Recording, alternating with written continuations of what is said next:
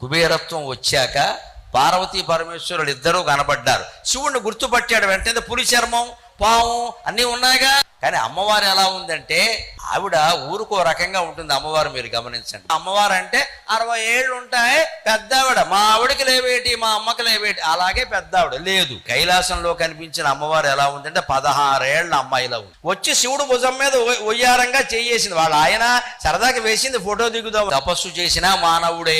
ఎలా ఆలోచించంటే 16 ఏళ్ల అమ్మాయి శివుడు భుజం మీద చేయేసింది ఏమిటని వీడికి అసూయ వచ్చింది.